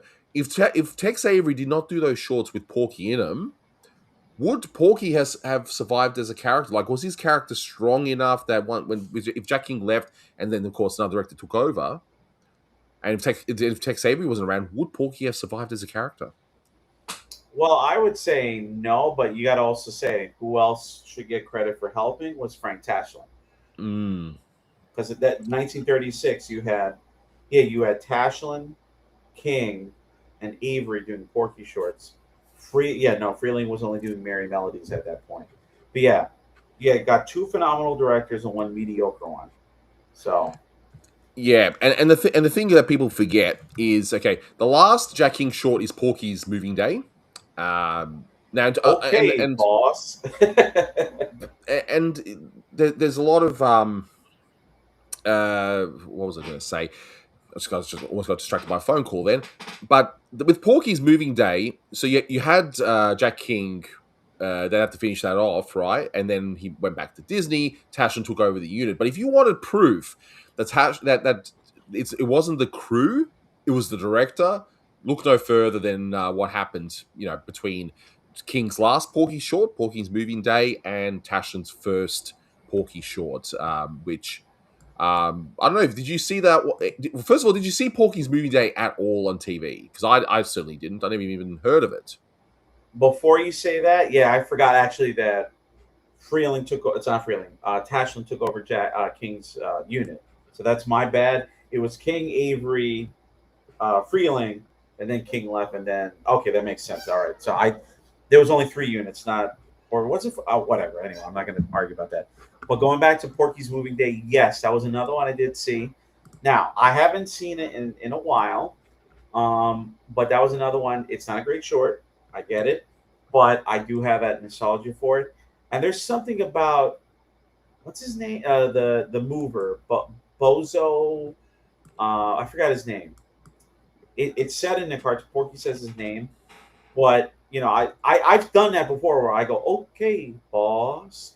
I imitate him, but they showed it on Nickelodeon a lot often. But now watching it as an adult, I'm like, is he supposed to be like? I get the vibe that he's meant to be a stereotype now. That's what I said when I covered this short a while back. Honestly, look, he's a monkey, right? That's the character, Yeah, right? like and it's a monkey. But the vibes I'm getting is that he's doing a Step and Fetch It type stereotype, sort of like a lazy, okay, boss kind of thing. That's how it comes across. Now, whether that was intentional or not, I don't know. But that's how it came across to me. We did forget Porky's Pet. That's the other Jack King short that he did also just before. And that one is just yet another weird one. Did you watch Porky's Pet? No, that one I never saw until I think it was the Cartoon Network days. Dopey, that was the name of Porky's coworker. Yeah, because the funny thing about Porky's Pet, it actually comes across as like the one Donald Duck short where he's manning a train station and he gets like an ostrich that shows up. It's so similar to that. Really weird. So, I was on a frame on Porky's Pet because I was just double checking it, and he goes, "When in Porters, stop at Millar Manor," because Miller is who was one of the writers. He actually came from Porters. That's why you got a thing, yeah. Calling Jack King a bad director is ignoring the stuff at Disney. Yeah, Camden, that's the thing though. I'm now convinced, and I'm sure our maybe I'll say like he did not make good stuff at Warner's. I haven't seen any of his Disney output. He made great stuff at Disney, but he was backed up by a competent, strong story team, and if they had everything worked out on the storyboard perfectly, by the to the beat and whatever, and he just simply copied that like he sort of did here at this studio, then that's probably where that illusion comes from. But even then, he was not the best duck director anyway. But I mean, I prefer more Jack Hanna, but that's just me. But even though the stuff towards the end became very, very safe, the whole Chip and Dale Donald stuff, but I still think he's a better director, but that's just me. But yeah, Donald's Ostrich, yeah, that's the one. Yeah, it's just a similar. It's not the same story. No one's copied that, but it's just remind me of that. I'd rather watch Donald's Ostrich anyway. So, in fact, did Jack King direct Donald's Ostrich? I'm trying to let me find out because that could be saying something. Because he does Ham and X, right? Yeah. But the funny thing about Ham and X is that was kind of the spiritual precursor in a way to who we do in Louie, just in terms of the vibe. Jack King directed Donald's Ostrich. There you go. So it looks like he got that idea revisited when he went to Disney. So that makes sense. If you don't mind, I'll be back in a jiffy. I'll be back in a jiffy. So everybody can yell at Anthony about his unbridled hatred of Jack King. I'll be back. I'll be back in a jiffy. Can I come too? Yeah, that's all. But look, is the Jack King the worst director? No. That would be the director of Buddy's Day Out. But but yeah, it looks like when King went over to Disney, he repeated certain ideas that he tried at Warner's, and then lo and behold, with a better story team at the time at Disney, well, you got better shorts. So there's that. But yeah, but Camden, our mutual friend Essie McPeter, uh, pointed all this out, and looking at it further, it's like, yeah, I can definitely see it, but that's just me. Let's have a look. Let's have a look here. There's right. There was just a weird comment over on the Instagram live, but yeah, I'm not going to read that one out loud. Any questions for me? Or do you guys have any topics that I should cover in that general animation history thing? So think about what I did with the Blue Ribbon video, and again, I'm just gonna shout out the video, the one that's premiered today about Milton Mouse.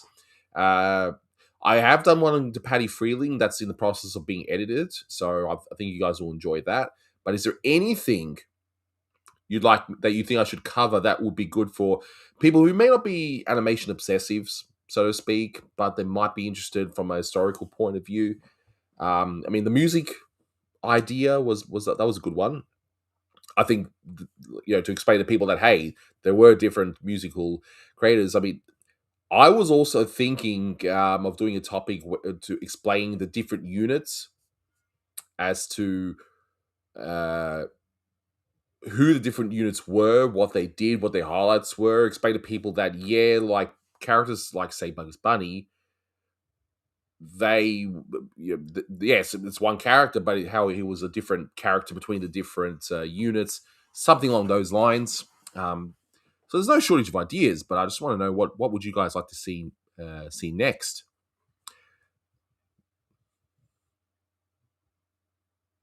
So I'm reading the comments. The Lance United artists could be an idea. I don't want to go too obscure in certain ways, but Walter Lance. Yeah, I don't really have a. I want to do one of Looney Tunes comics with you. Well, that's an idea. Yeah, that's definitely an idea. Definitely for the few more specialized things when I'm doing those videos, I want to have someone who is actually more of an expert than me. So of course, music with Manny, comics with yourself, Camden. That's not a bad idea. Oh, it's M. Oh, jeez, his face. Very late dinner. Very late dinner. Me, I'm just an elephant. I'm gonna have peanuts.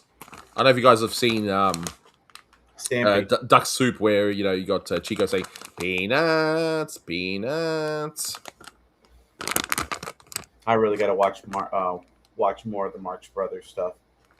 But yeah, you guys probably don't have this brand. Not Nobbies? Yeah. The slogan: Nibble Nobby's nuts. That's real. It's real. How old am I again? Oh, I'm 38, but grow up, Manny. Grow up. Hey, I contained myself when he mentioned boobs in the woods. Okay, relax. Calm down. It's like, yeah, boobs. I'm actually watching a lot of the new Beavis and Butthead stuff, and it's just they're amazing. Mike Judge, like he's like wine. He's just amazing. Have you watched Beavis and Butthead, like with the originals, revivals? I watch the originals here and there. I think I saw Beavis and Butthead do America once, but I barely remember it. The revival I haven't seen, but I've heard very good things about it, which for a revival is rare. And speaking of revivals, like that reminds me of like I said, X-Men '97, where people are like, no, this is like a revival done well. And Beavis and Butthead, those are like probably the only two revivals I could think of animation wise that people are like, no, this is actually really good. It's just the same. I mean, the only difference with the new one is that they include old Beavis and old Butthead. They sort of mix up that little bit, so something a little bit different. And instead of just riffing on music videos, they also riff on YouTube videos. So it's the same, but it's new, but it's done so well. And it's just when you were laughing at the childish joke, it's like he said hard, that kind of like the laughing at everything remotely sexual, yeah. Um, but where were we? But with Jack King, well, he's out the door, but we've also got more text like Porky the Rainmaker. That's a great one. I love the ending of that one where it looks like that it's ended. They pause, and then it goes out of control, and then the cartoon ends. I mean, did you see Porky the Rainmaker? I mean, I'm assuming you would have. I mean, would have you have seen the colorized one of that, or Yeah, most likely I saw the computer colorized one. That was one of my favorites growing up. Was Porky the Rainmaker, the with all the effects of like the duck and the chicken, all the different animals. When you hear ha ha ha, when you hear April showers, when the rain finally comes out. Yeah, that was definitely one of my, and they did show that one pretty often on Nickelodeon, but I always liked that one. but they didn't show the quote unquote remake, the one without Porky, Sumi. Like they actually literally do this exact same story again, but with Ben Hardaway, Cal Dalton. Oh, speaking of directors that everybody loves, and where's our buddy Huey Nelson, my fellow Hardaway Dalton fan club member, because it's only me and him. That's a big fan club. It's like, who's the president? Like, do you guys have elections, even though there's only two of you? Throw your vote away. Don't blame me. I voted for Kodos. That's right. But I think this is a good spot to end with the Porky Pig stuff, because we're ending with the start of Tex Avery. I know we didn't get too in depth into it. That's what the reviews are for, yeah. But Jack King, again, like you could change Porky to Beans in any of those shorts, as far as I'm concerned, and you'd have the same picture. Like there's next to no differences. Would you agree with that? Oh yeah, I agree. Because if you look at the first Beans short, The Cartoonist Nightmare, I remain convinced, and I have no evidence because they probably don't exist, but I remain convinced when you watch these in release order, that started as a buddy short. Because there's nothing in there about promoting Beans as this new character. Whereas the next short, Beans was like, hey, I'm Beans of the Boston Beans. The thing every cool kid says. And then after that, they made more Beans, and then it's like, nah, we're gonna make more Porky, and then I think it just changed it from Beans to Porky, and that's it. That's why the last few solo Porky Pig shorts that Jack King did just felt like they were originally going to be for Beans, and then they just changed it out. That's why they feel so weird and different. So, you know what I think? I think you need some arroz. Oh, that too. You need some arroz arroz con habichuelas con pernil. Keep talking about it. That's all I'm thinking about. It's rice and beans. It's PER. So the PERNIL. Pernil. Okay. Pernil. Pernil. Oi, let me get some pernil over here, mate. Let's get some pernil, mate. You should have went to the Bad Bunny concert in Sydney and asked for some. Hey, let me get some pernil, mate. It's roast pig, but roast pig with Puerto Rican rice and beans. And where's the best meat, Manny? The best meat's always in the rump. But you talk about pork and beans, and like I said, I'm of Puerto Rican descent and Cuban. I get a little, black rice and beans with some little bits and pieces of bacon. And it's almost lunchtime for me, so we're talking about as I'm drinking my. That's gonna be the intro right there. That's gonna be the intro right there. Just you going, as I'm drinking, literally, this is kale, spinach, some frozen berries. No. That's ground up pork, right? That's just it's pork and beans. Pork and beans just ground up in a. It's like these are fake teeth. I gotta slurp all my food. Pretty much. Maybe a pepito. I'm Mexican. For me, is arroz con frijoles. Is that it? Frijoles? Not bad. No. Frijoles. There you go. I'm a master of disguise. I reckon if I go to Mexico, no one will ever pick up an Aussie. I've got I'll blend in so well. They'll be like, it's just like if I go over there, I'm like, hey, I'm trying to look for an apartment. Yeah, I gotta get something out of the trunk of my car. Trunk? My hands are real dirty. I got to use the faucet. Faucet? The so there's this British guy that I keep It's seeing on tap. YouTube. For those who aren't aware, tap is Yes, yeah. he's like a very prim, proper British gentleman, and he's big on etiquette. And he did a video, and I was gonna send it to you. I mean, like I said, he's British, but it's like, and he goes like this. Oh, this little device over here. It is not the faucet. And I'm like, oh, how dare you insult my accent? The tap. This isn't the parking lot. This is the car park. And I'm like, Anthony taught me what a car park is. We parked So in I the thought itchy car lot. park was just a normal thing, but parking lots like, or like we say shopping center. You guys say shopping mall. No, you said it wrong. It's shopping mall. You gotta Mall. go to the mall over The there. shopping mall over there. Get some coffee. Go get some coffee and donuts. Get some Starbucks. Dunkin' Donuts. Get Dunkin' yourself a nice Donuts over jelly here. donut over there. Here's a topic my for a God. video. Who is the real man of 1,000 voices? Spoiler alert, it's Manny Cruz. Here's my first voice. Here's my second voice. My third one. Now, we'll just put the footage of Krusty going to the recording booth. We'll just do that. Yeah. Hey. Sideshow Mel. Sideshow Mel. Sideshow Mel. Greatest line delivery ever. Yeah, kids, learn from the professionals. Bada bing, bada boom. Hey, learn from the professional, kid. Okay, Krusty, we're ready to record now. What the? Or in my rare reference to the show, because I like the first few seasons, but for me, it petered out, pun intended, pretty quickly. Family Guy, and he says, I can name all the capitals in one shot. Oh, that's me doing all the 1,000 voices. You just yelped. Oh yeah, and don't worry, real random lad. We'll continue covering Porky. There's so many Porky shorts. Yeah, we're going to cover all of them eventually. Milk and Money, Village, Smithy. That will come. That will definitely come.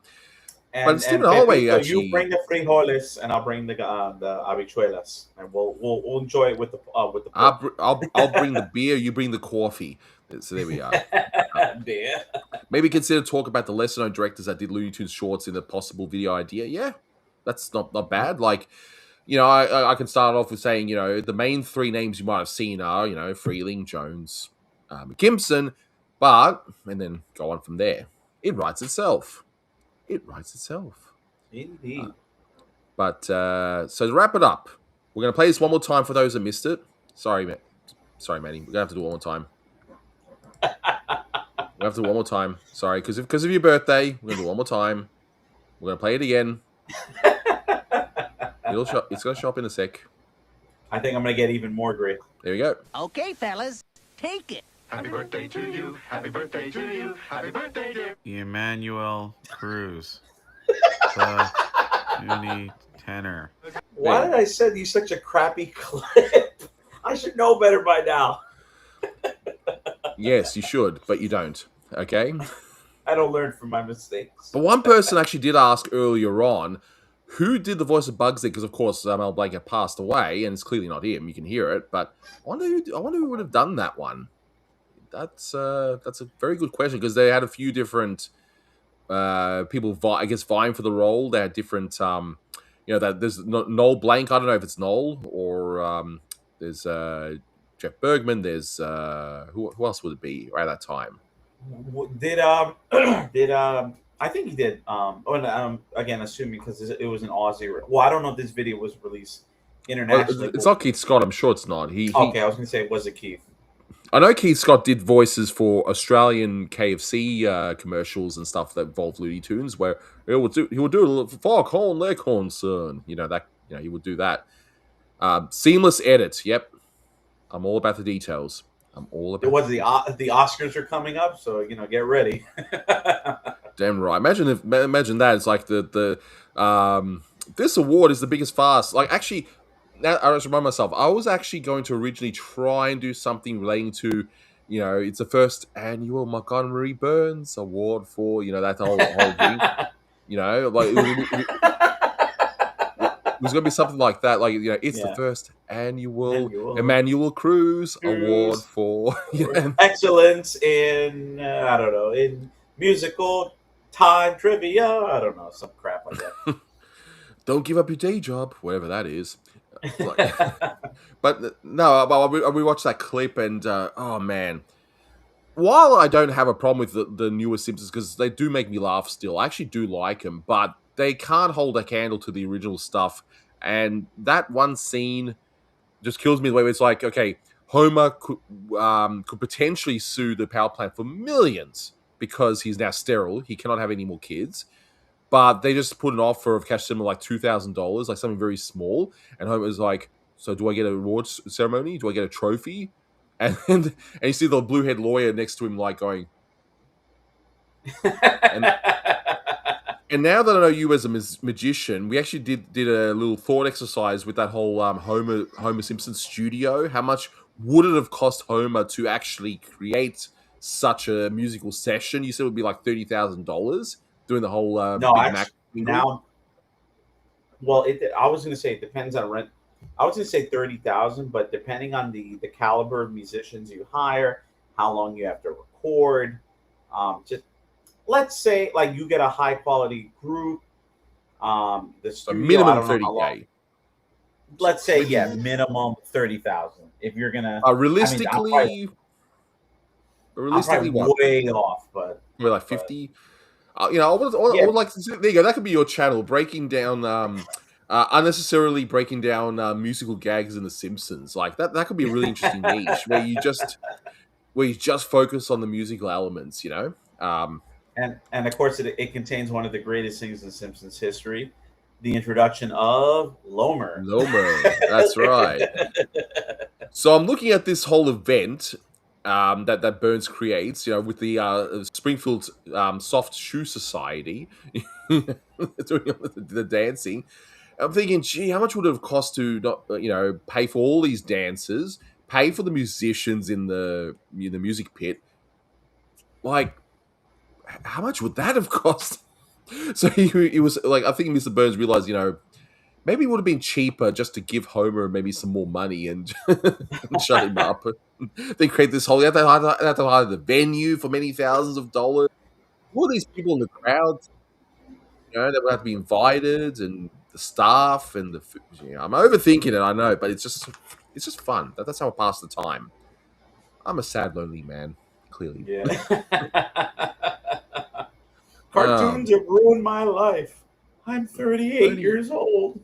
40. Homer, you're drooling on the mic again. Yeah, I Manny, you love drink that on part.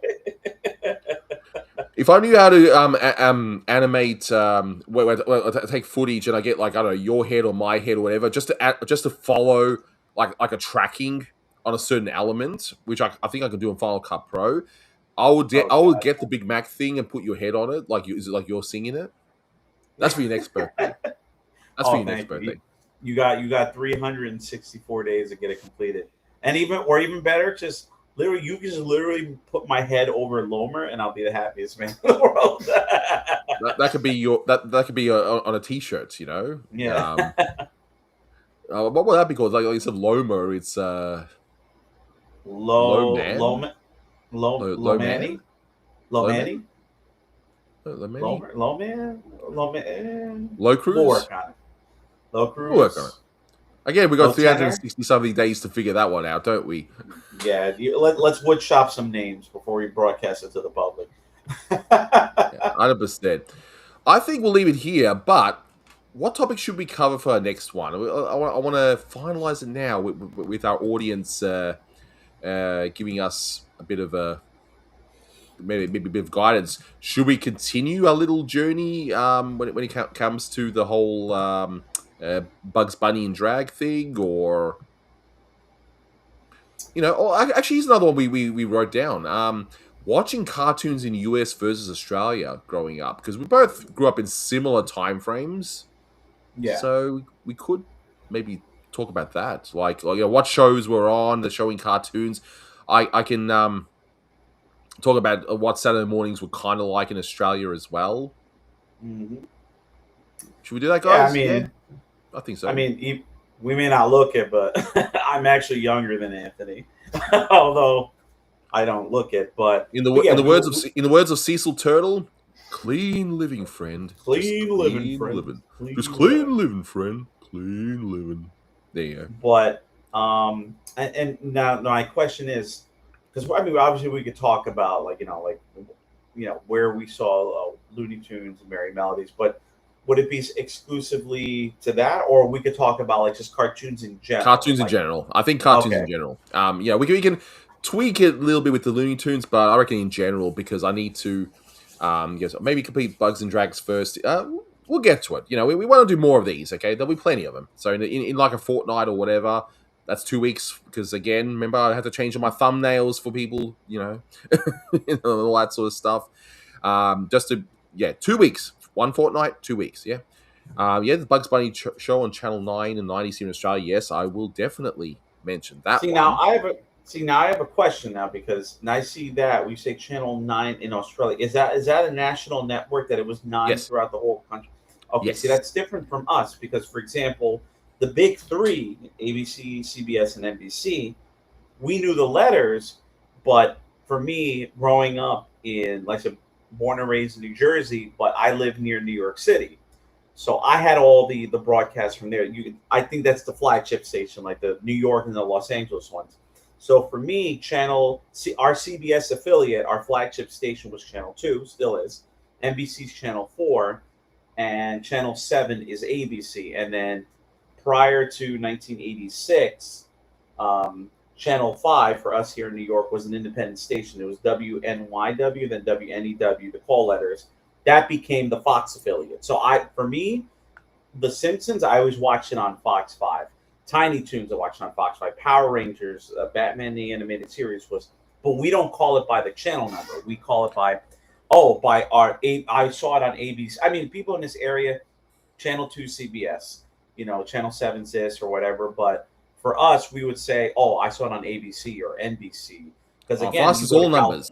It's all numbers. We'll definitely get into it into the stream, but just briefly, I'll mention our channels are basically Channel 2, which, funnily enough, is ABC, but that's Australian Broadcasting Company. Channel 7, Channel 9, Channel 10. Channel 10 is sort of a little bit newer. That's the big one for The Simpsons, by the way, and I will mention that as we, when we get to it.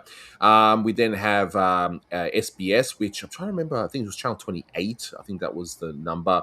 There's really not numbers anymore, because it's all I just use streaming. And the community station, Channel 31.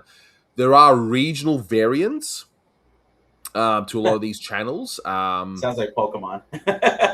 Yeah, but generally speaking, it's just those main channels, and then we finally got cable TV in the mid-90s, and the rest is history. So there's that. But I reckon we do that next. The next one will be about our experiences growing up watching, crap on TV. Yeah, be fun. All right, guys, thank you so much for watching. Make sure you watch that Milton Mouse video. Let me know what you think, because I really want to do more videos like that. And the next one after that will be the Patty Freeling video. And yes, I am still working on the After Looney Tunes Bob McKimson video. So plenty of stuff coming. I do, because you're doing Milton Mouse. I was like, the next one is going to be Dinner Dog. Dinner Dog. Speaking of dinner, well, actually lunch. Well, I've got to go and eat. All right, guys. That's my dinner. Toodaloo. Bye. Toodles. Thank you for the birthday wishes.